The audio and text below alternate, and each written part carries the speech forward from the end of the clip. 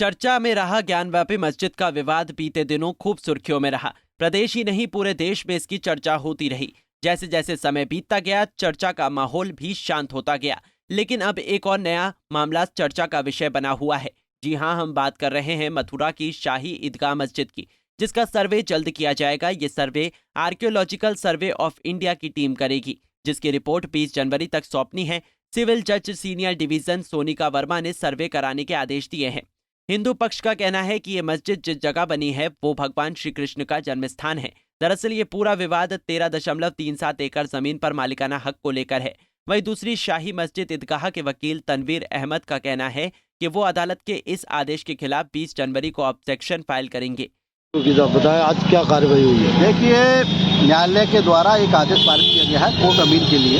तो कोर्ट अमीन मौके पर जा करके वहाँ की वस्तुस्थिति नोट करेगा, वहाँ की एविडेंस कलेक्ट करेगा और वहाँ कितनी प्रॉपर्टी है जो 13.37 एकड़ जमीन है सिटी जमीन तो उसकी नक्शा बनाएगा, नजरी बनाएगा। तो ये माननीय न्यायालय के द्वारा आदेश 23 तारीख को किया गया था। लेकिन हम चाहते हैं कि इसका सर्वे होना चाहिए प्रॉपर। इसके लिए एक्सपर्ट की टीम बने, जैसे कि काशी प्रॉपर्टी वहाँ जाए, उसका सर्वे हो जाए और आर्कोलॉजिकल सर्वे पर जैसे भी सर्विस का होना चाहिए। आर्कोलॉजिकल सर्वे हो जाएगा तो सब जो विग्रह इसके नीचे रहे हैं वो विग्रह निकल के आएंगे। पहले 1862 से 1865 तक विग्रह वो सर्वे कराया गया था तो विग्रह निकले थे।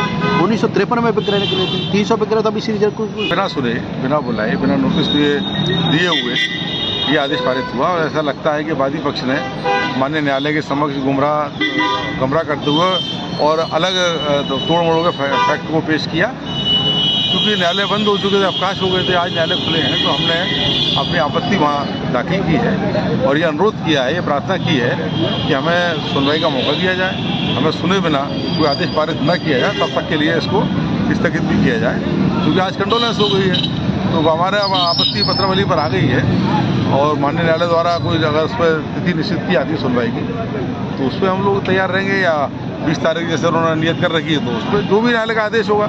क्योंकि पहले ये तय हो जाए कि ये वादी पक्ष है, इनको क्या अधिकार है।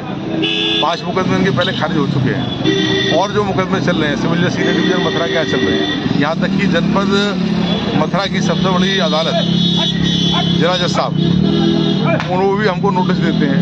उनके यहाँ कई मुकदमे आए, उन्होंने बिना सुने, बिना नोटिस दिए हुए हमें कोई सुनवाई नहीं की। तो यहाँ 8 तारीख को ऐसी क्या अर्जेंसी थी 8 दिसंबर को कि सुनवाई होने पर और इस तरह का आदेश हुआ।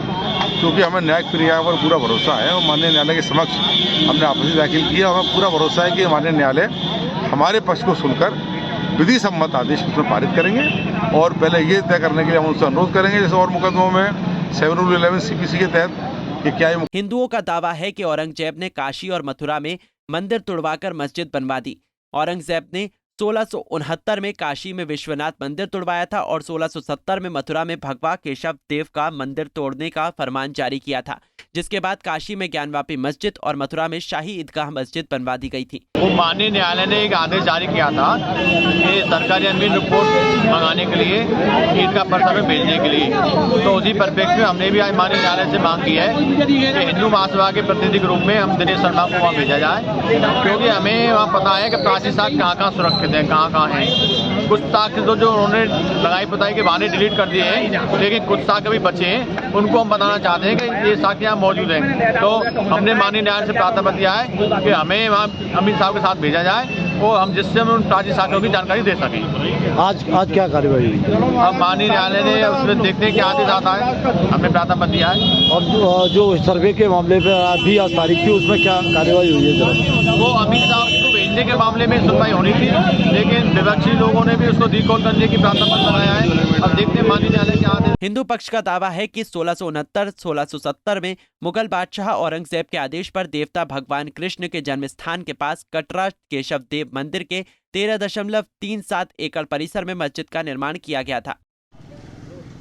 शाही ईदगाह और कृष्ण जन्म स्थान विवाद मामले में आज तारीख थी और आज अहम तारीख माना जा रहा था, क्योंकि हिंदू सेना के अध्यक्ष द्वारा जो बाद 8 तारीख को दाखिल किया गया था उस पर सुनवाई होने के बाद एक आदेश हुआ था और आदेश में अमीन सर्वे की रिपोर्ट के लिए आदेश हुआ था कि 20 तारीख तक के अमीन को सर्वे रिपोर्ट दाखिल करना है।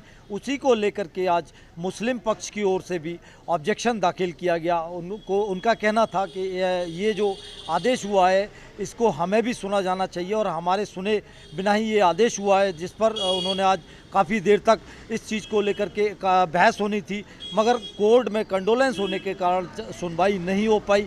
और वहीं हिंदू महासभा के कोषाध्यक्ष दिनेश शर्मा हैं, उन्होंने भी मांग की थी और एक प्रार्थना पत्र दाखिल किया। उसमें उन्होंने ये कहा कि जो अमीन सर्वे के लिए जाएंगे उनके साथ हमें भी भेजा जाए, जिससे कि वहाँ की जो जानकारी है वो हम उपलब्ध करा सकें। और वहीं तीसरा मामला रंजना अग्नोत्री 13.37 एकड़ ज़मीन को लेकर भी था, जिसकी हियरिंग आज होनी थी। वो भी कंडोलेंस होने के कारण सुनवाई कल के लिए टाल दी गई है। अभी जो आदेश हुआ है उसके खिलाफ मुस्लिम पक्ष के वकील का साफ तौर पर कहना है कि जो हमारे बिना सुने ये जो मामला है उसको नहीं किया जाना चाहिए। जो आदेश हुआ है उसको हमें भी सुना जाए, उसके बाद जो भी आदेश हो उसको दिया जाए। अब देखना होगा कि अभी जो फैसला आदेश हुआ है उसको रिजर्व रखा गया है। अब कोर्ट क्या अगला कदम उठाता है और या क्या आदेश देता है, क्योंकि हिंदू युवा मामले, हिंदू महासभा वाले मामले में भी उन्होंने जो मांग की है उस पर अमल किया जाता है या नहीं। और दूसरा मामला अमीन सर्वे रिपोर्ट का है, उसमें भी अब ये देखना होगा कि क्या आदेश होता है या मुस्लिम पक्ष की मांग को मान लिया जाता है और इस फैसले को आगे के लिए बढ़ाया जाता है या टाला जाता है। मदन सारस्वत, पंजाब केसरी टीवी, मथुरा। हमसे जुड़े रहने के लिए हमारे YouTube चैनल को सब्सक्राइब करें और नई वीडियो की नोटिफिकेशन के लिए बेल आइकॉन को दबाएं। अगर आप ये वीडियो Facebook पर देख रहे हैं तो लाइक जरूर करें और ज्यादा से ज्यादा शेयर करें। धन्यवाद।